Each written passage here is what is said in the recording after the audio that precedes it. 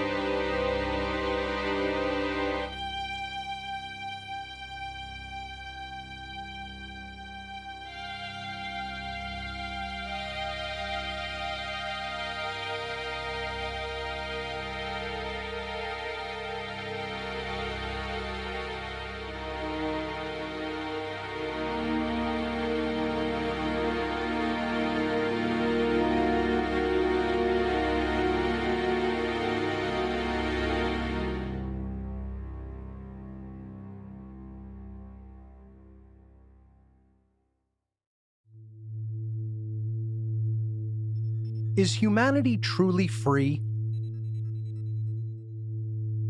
Are there universal laws in effect that apply to human behavior? Does our knowledge or ignorance of these laws impact our collective freedom as a species? This documentary will explore these questions and our current understanding of universal forces that affect the daily lives of each and every one of us. I'm an independent researcher and public speaker from Philadelphia, Pennsylvania. I lecture on the topics of human consciousness, morality, freedom, occultism, symbology, and spirituality. Many years of unique life experiences have afforded me an extraordinary perspective on the current human condition. Through my website, whatonearthishappening.com, I continue to explore these topics with a worldwide audience. I grew up with a traditional Roman Catholic family background in South Philadelphia. During my grade school years, I began questioning the beliefs and motives of organized religion, recognizing it as a system designed to control human thought and understanding. My unanswered philosophical and sociological questions eventually turned to discontent and anger. This drove me to seek out what I considered at the time to be the polar opposite of religion. My subsequent life path led me into membership and influence of what I now refer to as the dark occult, what most people might call nefarious secret societies. But what actually is the occult?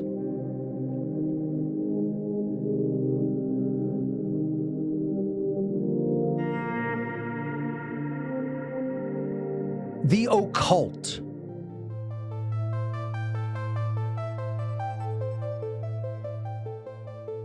What does the word occult mean? Occult? It means maybe supernatural or, yeah. Occult. Mystic, unknown, kind of stigmatized. It's funny, I think by society it generally has a negative connotation. I'm not sure I could actually define it. I think it's like palmistry, voodoo, like spirits, things like that. Ouija boards, maybe. I guess anything that is a Christian would be considered a cult. Spiritual. Like something with a strong following, right? I don't know, honestly. I don't know. I have no idea. The word occult simply means hidden. The occult refers to hidden knowledge, knowledge that is not commonly known by the vast majority of human beings. Occultism is a body of knowledge which encompasses the study of hidden laws of nature. Laws which cannot readily be seen with our eyes or measured by traditional scientific instrumentation. I became aware that the groups of occultists with whom I became involved were comprised of an eclectic array of people from every walk of life and every social institution, including politics, banking, media, law, military, law enforcement, entertainment, technology, medicine, and education. Among their ranks were many people of great influence and power, all working together toward one common goal: to increase their own collective power at the expense of everyone else's rights and freedom. These dark occultists are able to do this because they have access to hidden knowledge to which the overwhelming majority of humanity still remains ignorant. These occult manipulators are actually master psychologists who utilize their deep and ancient knowledge of the human psyche and the hidden laws of nature to deceive and manipulate the masses of humanity into total subservience to their will. This allows the occult manipulators to easily convert their knowledge differential into a power differential in our world.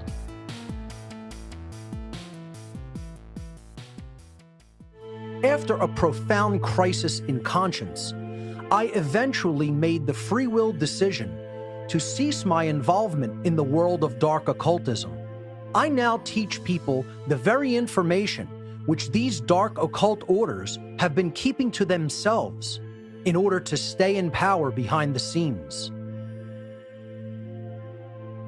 The ultimate hidden knowledge which they have been holding back from humanity's awareness is called natural law, and it is the secret of all so-called secret societies throughout human history.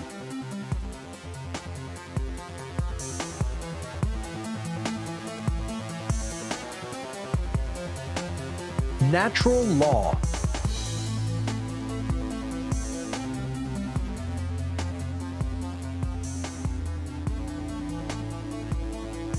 What is natural law?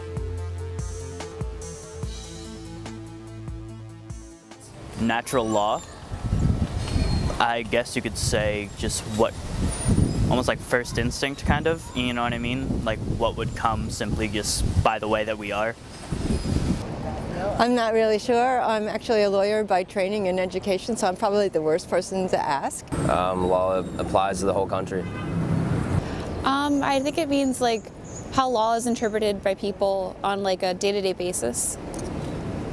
Natural law, everyone is nice. Everyone was born nice and kind, but they are corrupted by society.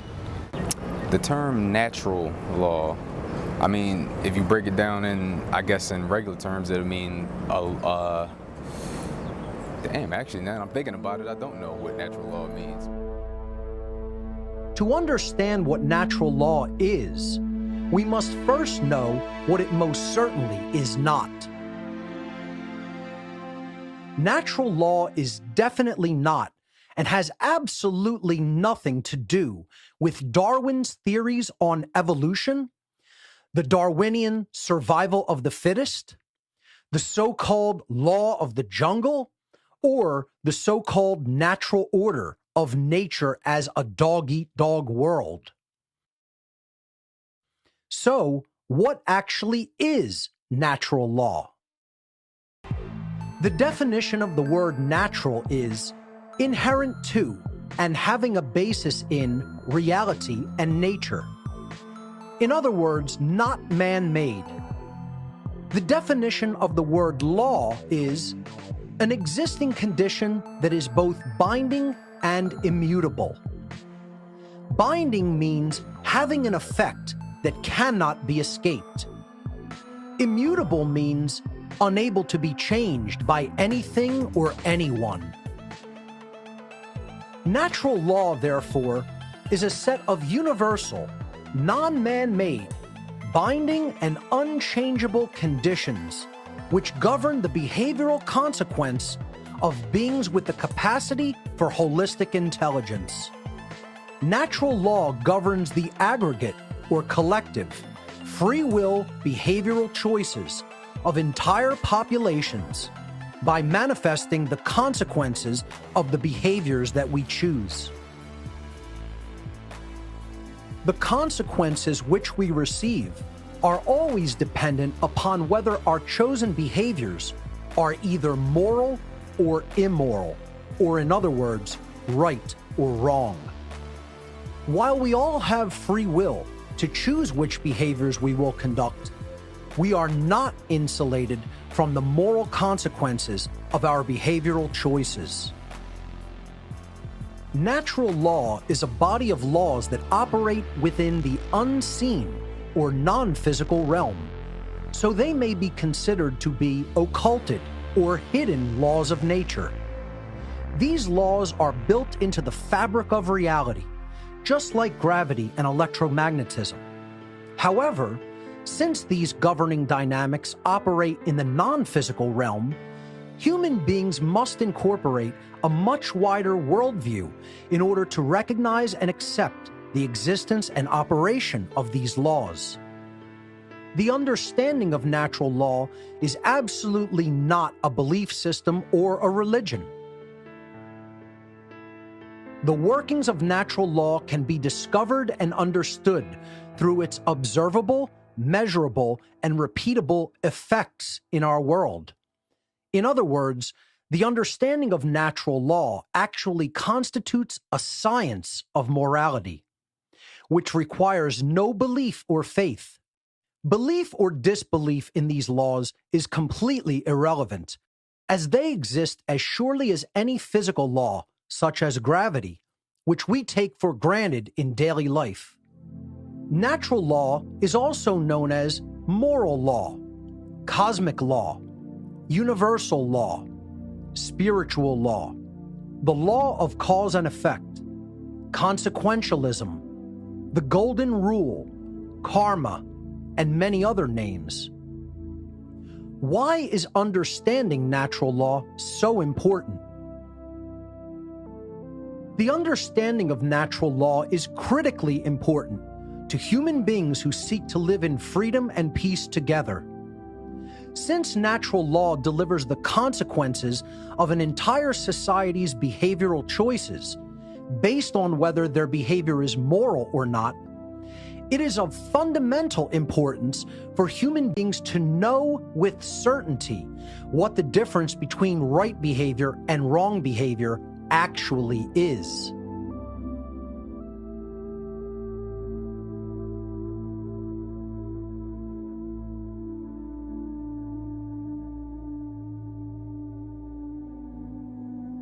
Human rights.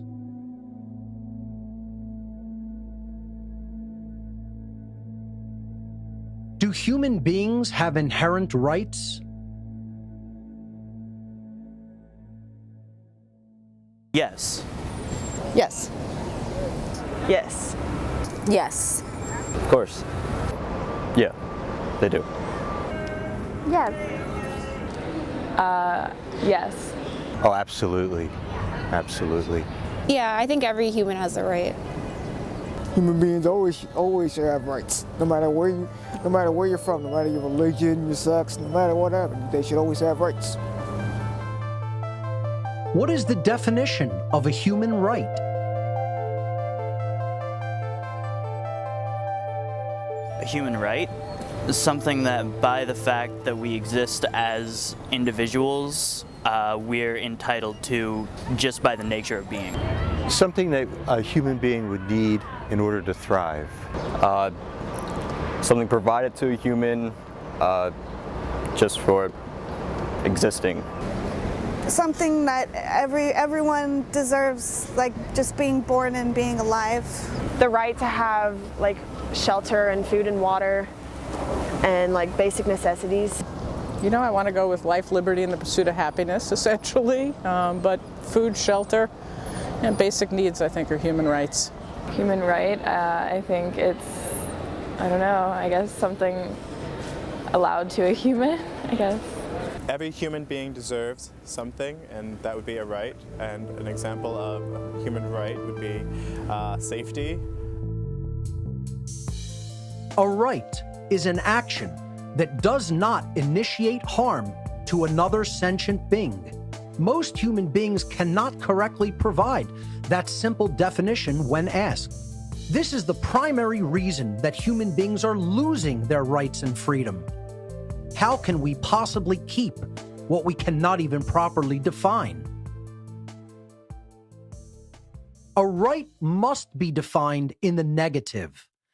This means that we can arrive at an understanding of the infinite amount of rights we have by knowing the very small amount of actions that are not rights, actions which are wrongdoings, behaviors which do initiate harm to other sentient beings.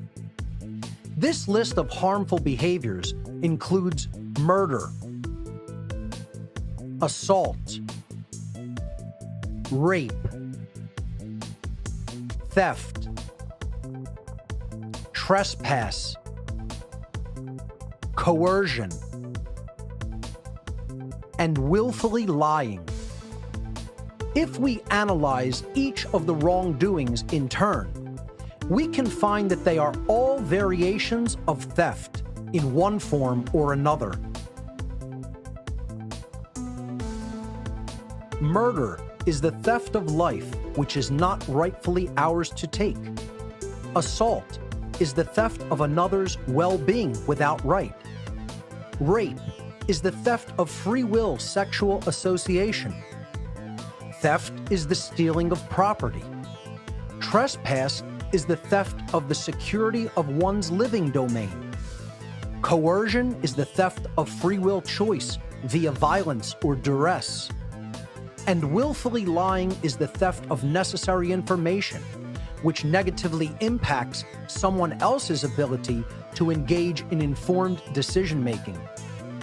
These immoral behaviors constitute the very definition of violence.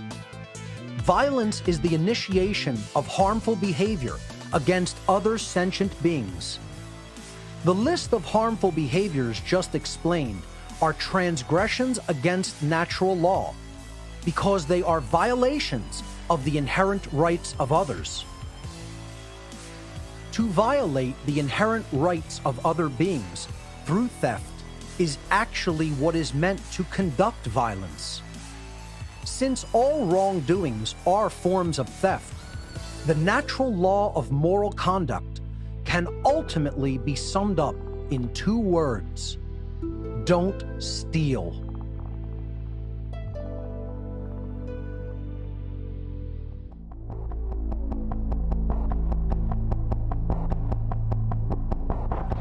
The non-aggression principle and the self-defense principle. The non-aggression principle is one of the main principles of natural law.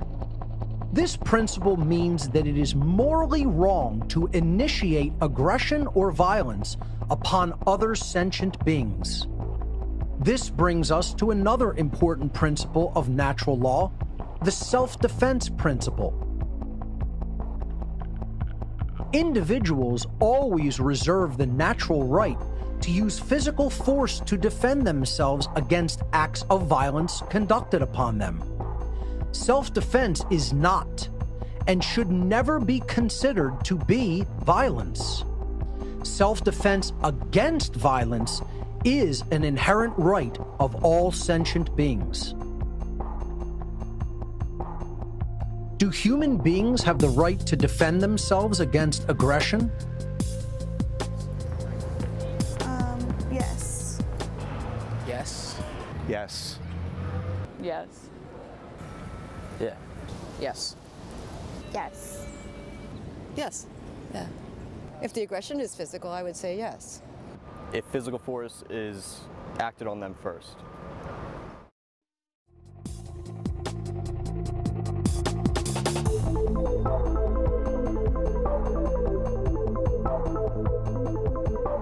Equality under natural law.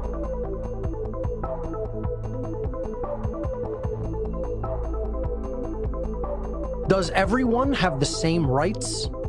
Or do some people have more rights than others? I think people should have rights that are equal to everybody else. I think in a perfect world, everyone would have the same rights, but as the world is right now, people don't all have the same rights. Not everyone has the same rights. Some people have different rights, some money, or privilege, class, things like that. In reality, some people have way more rights than other people.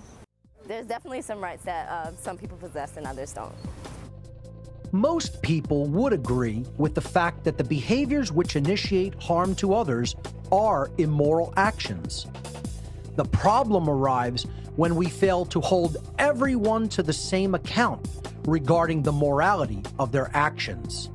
We must understand that everyone has the same rights as everyone else, and there are no exceptions to this law.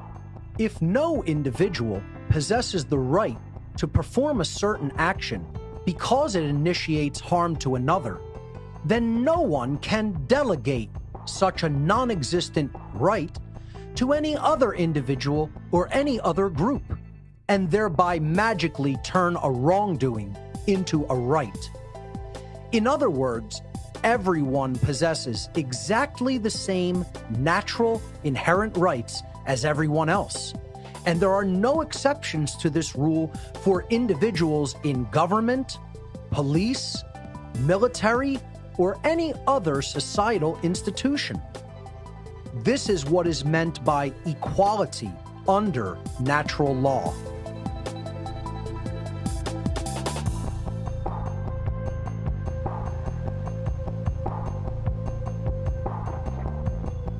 Legality does not equate to morality.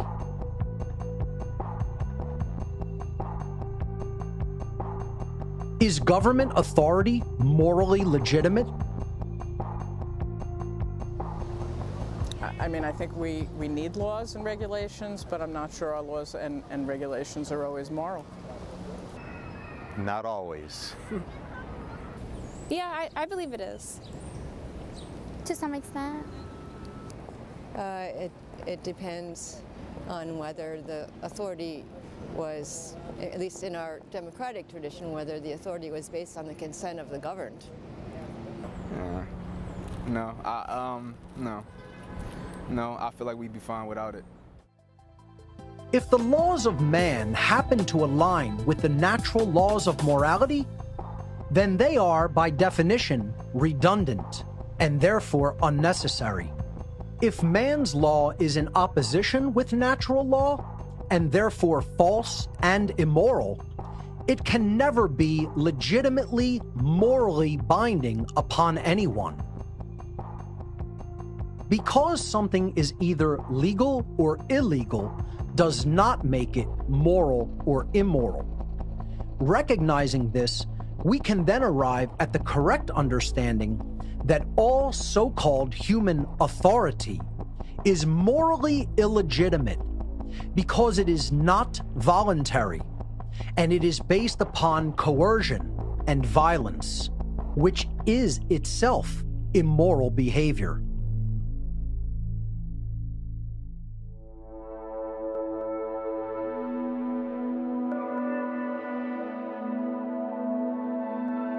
Natural law versus man's law.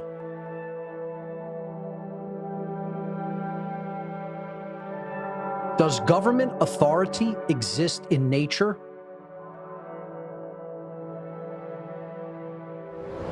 Yes, I believe it does. Yes. Yes. In some cases more than other cases, but yeah. Absolutely. Yes. Today's society, yes. I feel like you are, whatever your mind convinces itself that it is, or that you are, that's just what it is. Well, yes, there's always a hierarchy. I mean, even in every animal species, there's a hierarchy. Yes. Yes, because we follow orders from our parents from time to time. Yeah, well, they're the authority figure. Yes, because of the punishments that can happen if you go against authority. Yeah, it does. They do, but it's up to you whether you want to care about it or not. It does exist in nature. I mean, if you look at animals and birds, there's a hierarchy and there's some form of government, and I'm okay with that. Governmental authority is an illegitimate, man-made construct that does not exist in nature. The belief system that certain people can somehow possess legitimate authority over others, or that some people have more or less inherent rights than others, is one of the most fundamental causes of unparalleled suffering and death in our world. Authority is, and always has been, an untrue, illusory, illegitimate, and immoral claim, which is, unfortunately, accepted and believed in by most human beings with absolute religious fervor. The so-called delegation of authority to politicians, police, and military is inherently morally illegitimate and cannot actually be done in nature, since it is impossible to bestow or delegate a, quote, right to someone else, which no one possesses as an individual.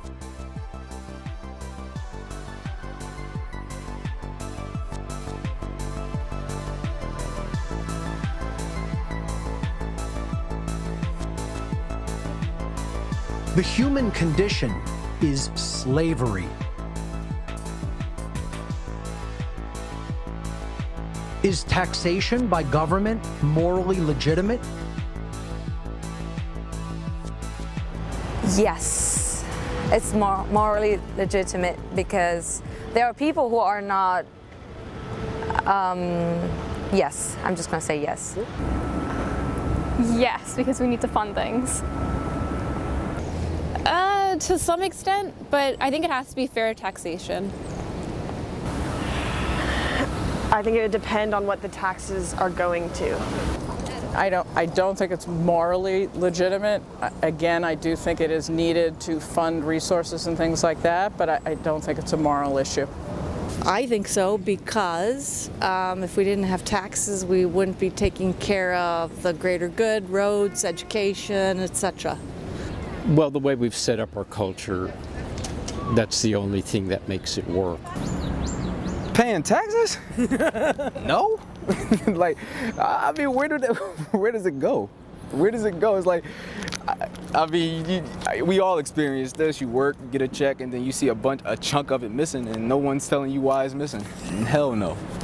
Yeah, no. Money and taxes, I think there's a lot of bullshit involved because a lot of money is thrown around, like huge amounts of it, at things like politics and war, and a lot of taxes go into things that aren't really helping most people. They're helping a few people do not so good things. Taxation is theft enforced by the threat of coercion and violence.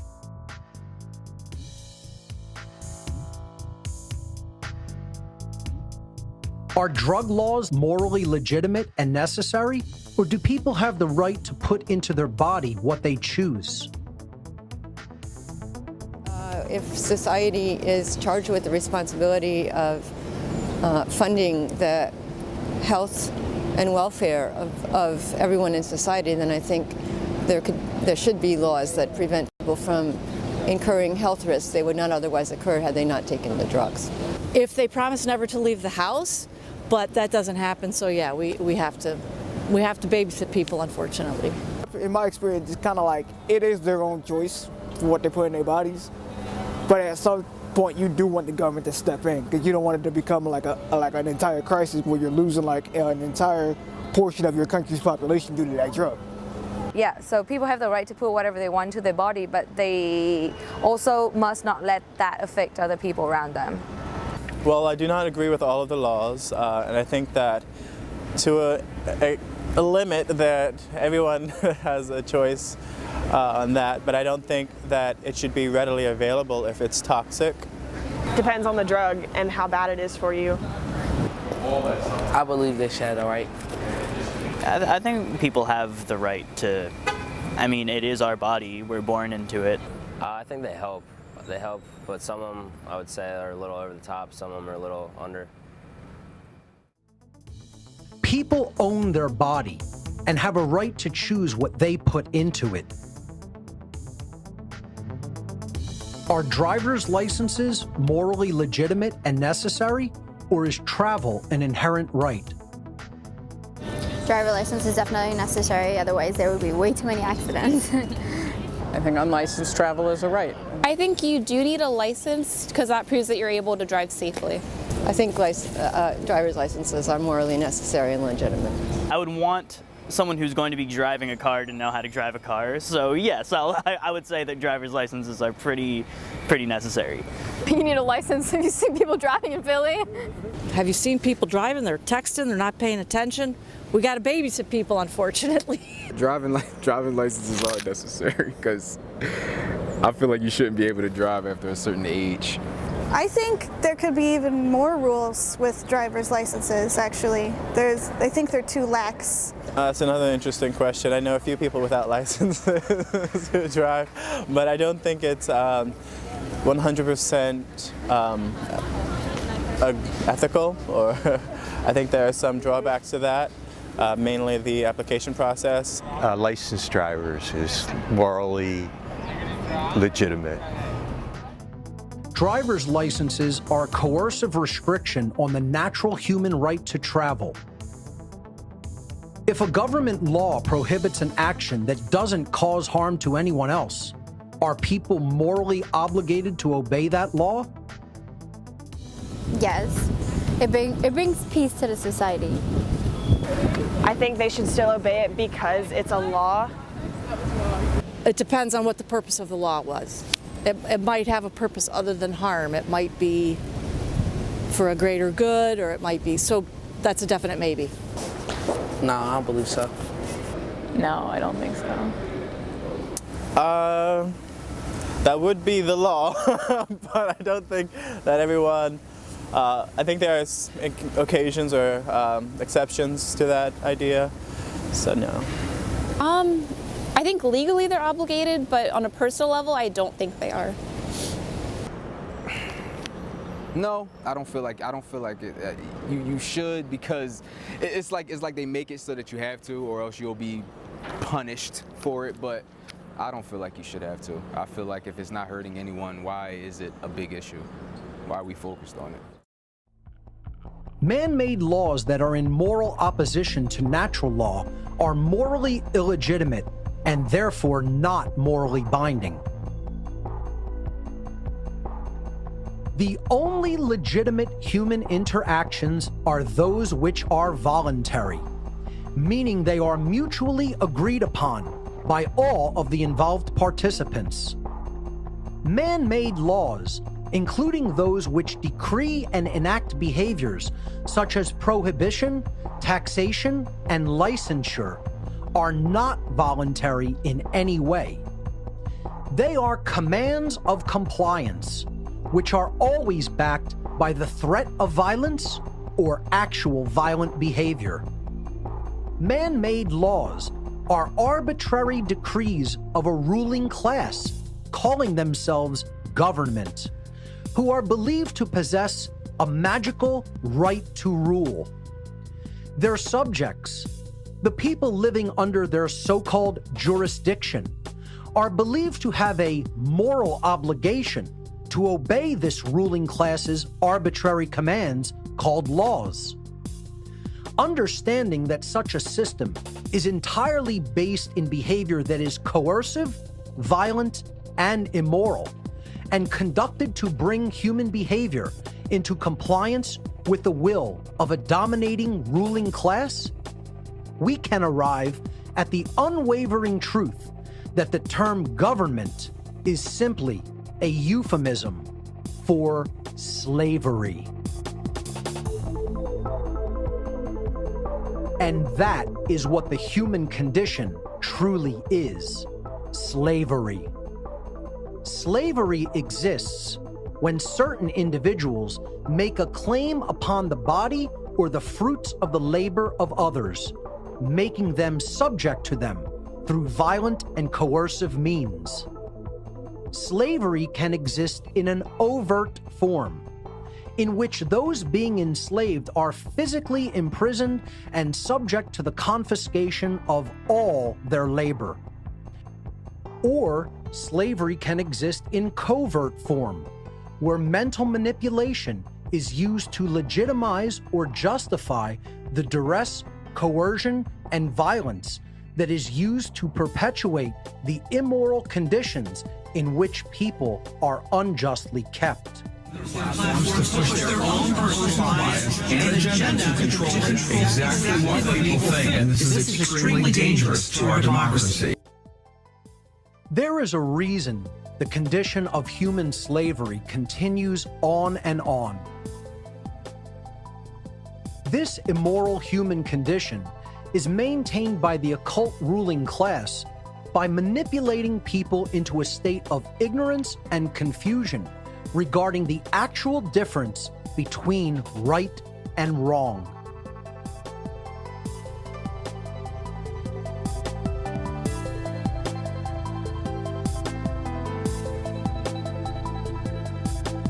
Objective morality. Is morality objective or subjective? I think morality, to some extent, is human interpretation, but there is a clear right and wrong on other topics. I think it depends on, definitely depends on who you are, because a different person could see it a completely different way. You get what I'm saying? I think it depends on the situation. I believe morality is based on opinion. I mean, I don't really believe that you're necessarily born with a good or bad morale. It's basically based on your life circumstances. I think it's definitely subjective. I think it depends on opinion and the situation. I think it's dependent on human opinion. No, I don't believe that there's such thing as objective morality. I mean, I'm inclined to say that it exists, objective morality, but I don't think that we have the capacity to understand something that all-encompassing. I think morality is objective. Objective. I mean, mostly on human perception, but I'd say there's like a societal viewpoint, It's a tough question. I mean, the way I feel about it is if you're not hurting anyone and if it makes you happy, why not? Sadly, I think it's subjective, and that it's open for agreement or discussion, kind of. I think it's written in. I think it should be pretty clear. I think it's written in stone, and it's to some point with some opinion, I guess. I don't think it's written in stone. I think it is subjective, actually. I think it's subjective. Yeah, okay. I personally think it's more objective than relative. The difference between right behavior and wrong behavior is objective, meaning it is not based upon the perceptions or opinions of human beings, but rather, such a difference in behavior exists in nature, purely independently of subjective human perception or opinion. Morality does not change based upon feelings, religion, belief, location, time, or the preferences and whims of man's law. These things have no bearing upon true morality. What is moral in one place and time is moral at all places and times. And what is immoral in one place or time is immoral everywhere and at any time.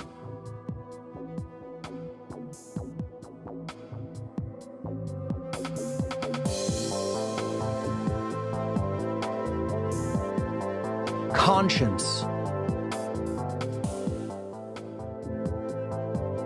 The knowledge of this objective difference between right and wrong behavior is called conscience.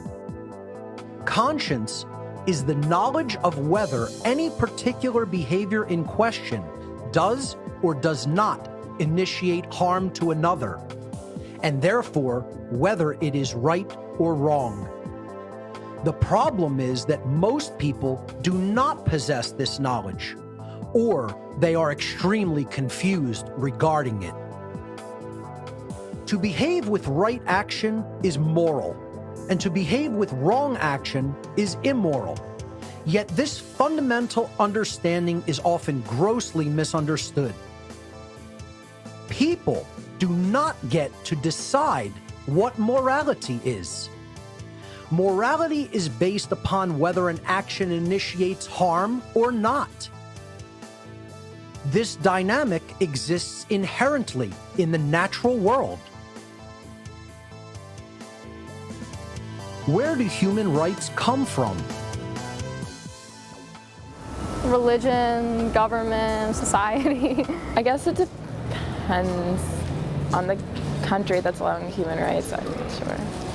Some from the laws, some from, yeah, I think from the law. They apparently are decided by many people. Well, since you're not bored with it, I think it's like a collective, I think they come from your fellow woman or man. More woman, quite frankly. Constitution. Realistically, human rights come from law, but I think they should come from the basic moral agreements that I described earlier. Human rights. I think human rights are inherent. The moment we're born, we are entitled to certain rights, but then those rights are also, like I said, qualified by society. Well, human rights come from what you believe that all humans should have in general. So, like, if you believe that they should always have freedom, or if you believe that they are always entitled to something. They should come from morality.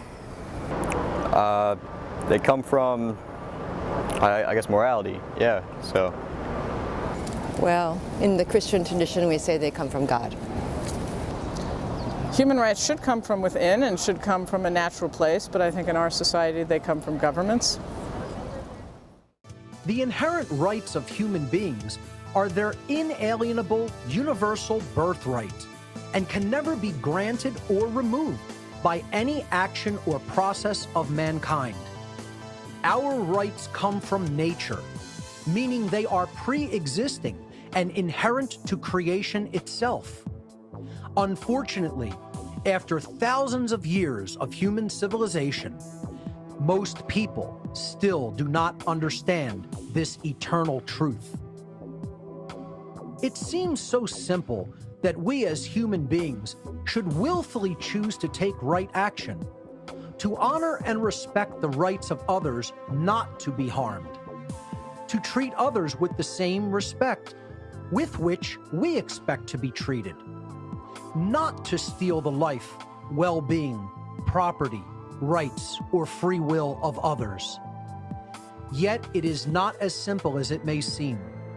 True right action is elusive at best and deliberately ignored at worst. And this brings us to the crux of the matter, which is what I refer to as the law of freedom.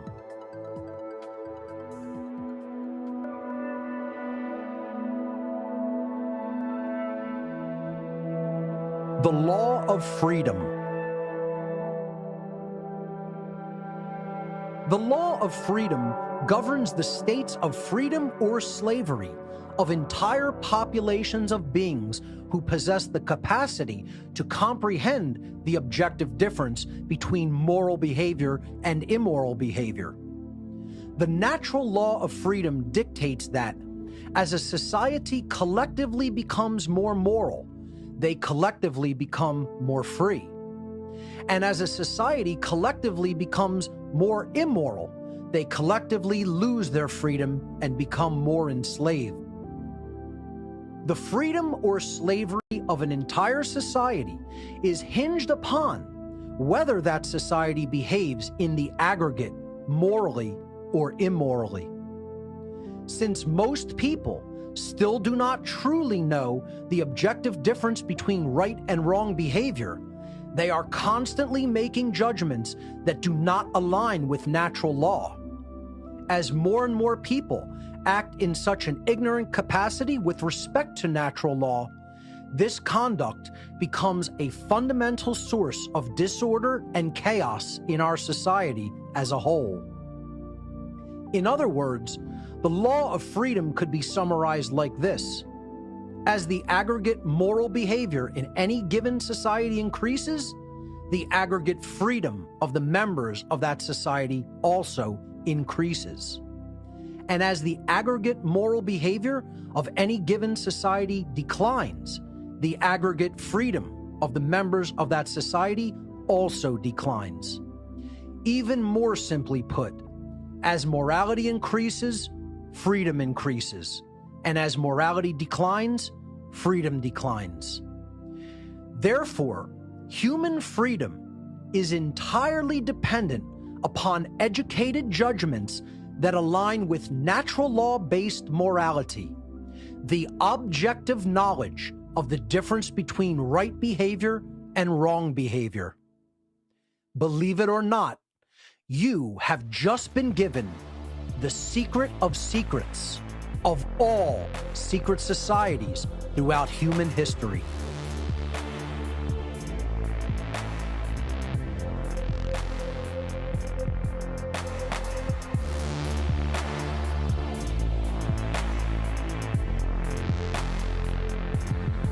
Moral relativism. Moral relativism is the belief that there is no objective difference between right behavior and wrong behavior. Moral relativists believe that morality is relative or subjective, meaning that right and wrong can change with respect to time and location, depending upon human perception and opinion, likes and dislikes, whims and preferences. Moral relativism is the belief that human beings may arbitrarily decide for themselves what right and wrong are, and that they may become the arbiters of moral and immoral behavior based upon their likes and dislikes at any given time or place. It is absolutely essential for humanity to recognize that morality is objective, and that it is most certainly not based upon human perception or opinion. There is definitely an objective difference in nature between moral behavior and immoral behavior, because moral behavior does not initiate harm to others, whereas immoral behavior does initiate harm. These dynamics exist within and are inherent to the natural world. The prevalence of moral relativism in human society today is one of the main factors which solidifies slavery as the current human condition. Since aligning human behavior with natural law hinges upon knowing the objective difference between right behavior and wrong behavior, if most members of a society accept that there is no truth regarding those objective differences, that society can never consistently behave morally, and therefore they can never truly be free. True freedom can never exist in a society that embraces moral relativism, a society where people believe there is no objective difference between right and wrong behavior. Knowing the objective difference between right and wrong, and then willfully choosing right action over wrong action, is the foundational basis for the manifestation of the condition of freedom. If human beings remove that foundation by declaring that there is no objective morality, they will never be able to manifest a condition of genuine freedom in their lives. Understanding true objective morality will help humanity to recognize the fundamentally flawed belief in the legitimacy of human authority and government. By doing so, human interaction can become voluntary and free from the immorality of violence and coercion. If we want a world based in real freedom, we must understand that truth is independent of our perception and that objective morality exists and we can come to know it. If people learn the true difference between right and wrong behavior, humanity can become and remain free. If human beings continue to refuse this knowledge and continue to accept erroneous beliefs such as authority and moral relativism, humanity is going to remain enslaved.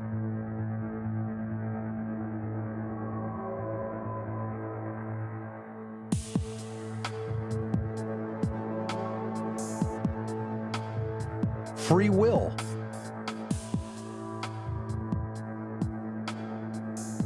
Do human beings have free will? We think we do, but I don't believe so. Human beings, for the most part, have free will. To some extent. We're not always free to do everything, which I think it should be left like that. I don't believe so, no. Yes, in my opinion, I believe that humans have free will. I mean, I don't believe that you're living your life under somebody's control. Free will. I think we do have free will. We do have free will, but that free will is also suppressed by social norms. No, actually, no. I don't think human beings have free will. Yes. Well, we think we do, but in truth, I don't think we do. Yes. Yes. Yes. Yes and no. Yes, or they should. In some cases. Yes. All human beings have the free will to choose between moral behavior and immoral behavior. We have a choice as a people. We can use our free will to change our behavior and bring it into alignment with natural law by choosing morally right action. Or we can choose to behave immorally by condoning and perpetuating a system based in violence, coercion, and moral relativism. Will we continue down the path of slavery watching our inherent rights stripped from us little by little? Or will we embrace the moral principles of natural law and create a society where each individual's life, rights, and freedom are respected and protected because we recognize our inherent sovereignty and the sovereignty of all other sentient beings? The law of freedom will manifest our reality in either direction based upon our collective moral choices.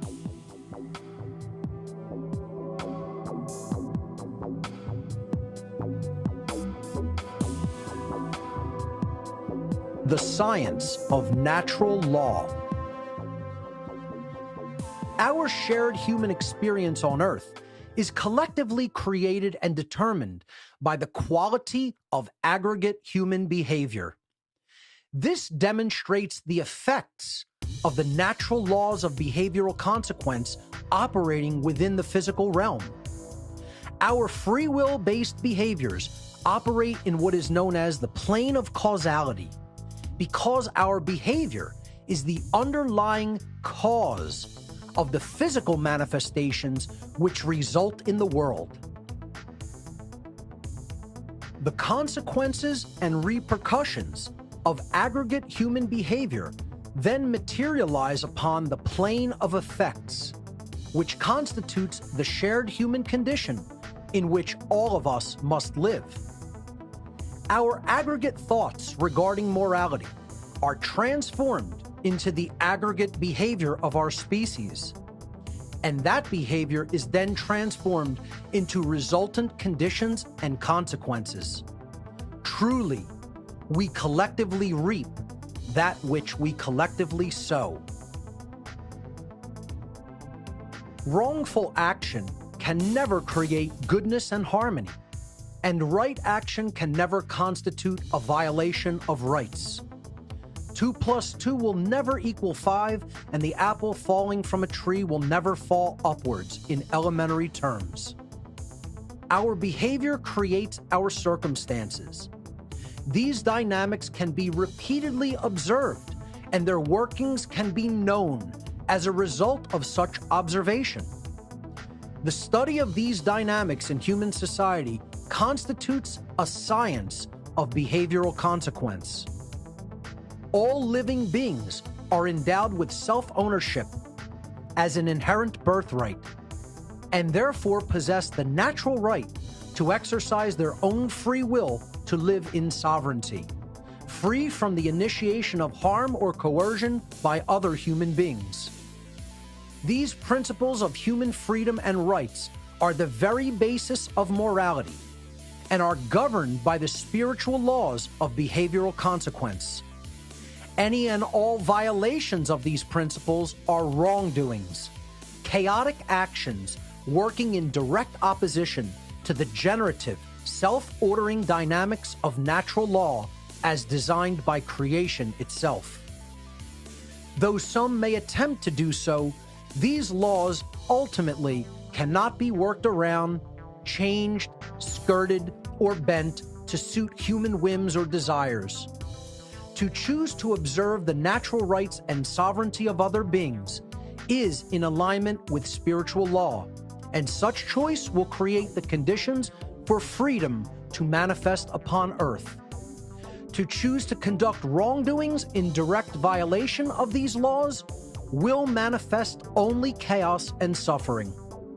Human behavior is collectively manifested into our physical reality based upon humanity's free will choice whether to act in harmony with natural law, thus creating the conditions of freedom, or to act in opposition to natural law, thus creating the condition of human slavery.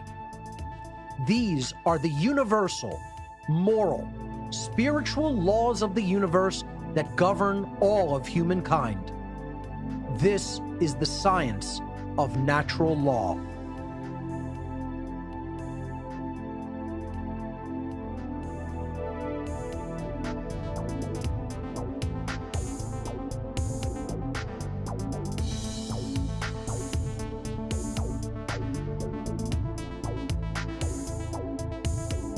the one great work.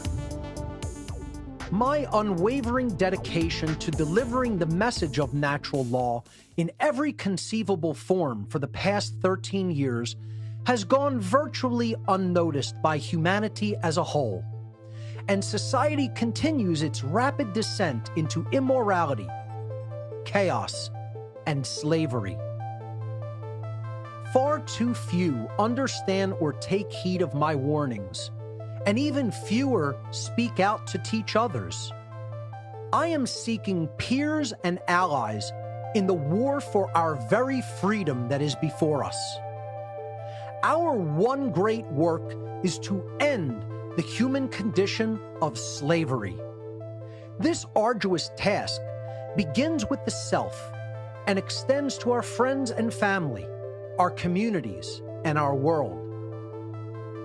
Speaking out is an extreme act of defiance because those who are currently in power seek to keep their power by exploiting the ignorance of mankind. There is so much human ignorance in the world today regarding the issue of morality that the situation can seem hopeless. Becoming aware of the level of ignorance that exists, we must also come to see that the only solution to the human condition of slavery is to spread the understanding of natural law and make it common sense knowledge for everyone. The dark occultists who are currently controlling humanity seek to continue to hide this understanding and to prevent it from becoming everyday common sense knowledge on a worldwide scale. Ultimately, this documentary is a call to action for all those who have gained an understanding of natural law and its principles. A lot more teachers are needed to carry this message of freedom to the masses of humanity. There are not yet enough voices doing this. You yourself need to get involved in the effort of spreading the knowledge of natural law. The solution lies in not just knowing it, but in what you do to spread this knowledge once you have come to understand it. Start a podcast, publish a blog, make a video, publish a newsletter, make music and art, contribute resources. Do anything and everything you can to make natural law common sense knowledge to people all over the world. Only with a united effort will we have a fighting chance. We need more boots on the ground in this spiritual war for human freedom. Once you have expanded your worldview to encompass an understanding of the science of natural law, it becomes your personal responsibility to help others to learn these inherent governing dynamics of creation. Our very freedom itself depends on it. This has been an introduction to the philosophy and science of natural law. For further study, please watch my full video seminar entitled Natural Law, the Real Law of Attraction and How to Apply It in Your Life. For more information on my work, please visit my website, whatonearthishappening.com. I recommend studying my podcasts in order, starting from number 1 at your own pace, and watching my video presentations and seminars. Thank you so much for your time and attention.